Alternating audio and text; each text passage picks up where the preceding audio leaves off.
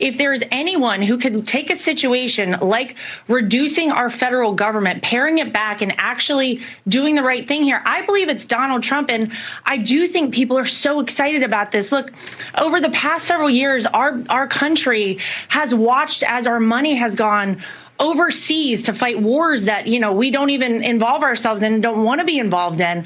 Watched as we've spent, I think, Elon himself said the other day, $150 billion a year on illegal immigrants who have come here to this country.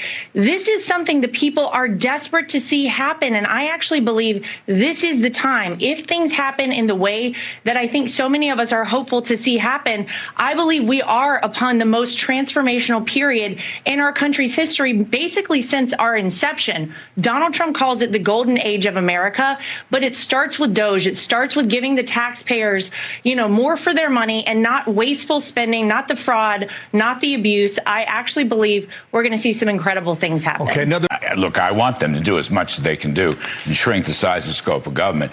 But I think, talking to Vivek so many times in recent months as I have, and when you read their op-ed pieces in the Wall Street Journal, so much of this is aimed at curbing the unauthorized, unconstitutional power of the regulatory state.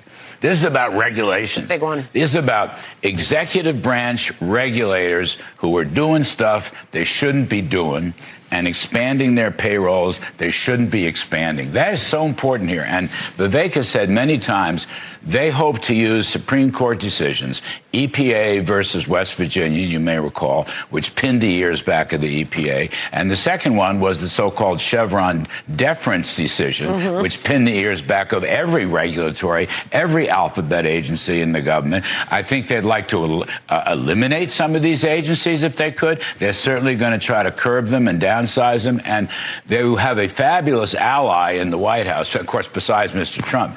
Russell Vought is the director of the Office of Management and Budget, a great friend of mine, colleague in the first term. Russ Vought is so onto this. He is so over this. He wants this to hit hard. Inside that is the Office of Information and Regulatory Affairs. Russ Vought is going to be working. I don't know that person's been named. So they'll work hand in glove. Trump will give them their backing, and it's going to go.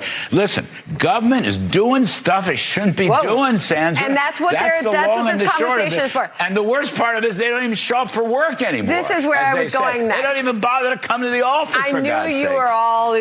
There is a lot of downsizing that Musk and Ramaswamy can get done, even without Congress, from having President-elect Trump use executive orders to axe regulations to gutting waste from federal spending. But when it comes to the dollars and cents that the federal government has at their fingertips to spend, that is up to Congress. And they are getting some backup from unlikely places. Senator Bernie Sanders saying Elon Musk is right. There are things that need to be chopped, and other Democrats are joining in, too. Ultimately, I just think that there's not a single American who thinks government's perfect, that, there's not anything that can't be changed. So I think Democrats should embrace government efficiency. I mean, I don't know why it's controversial to eliminate waste. I think anybody could support making our government more efficient and saving whatever money that we can.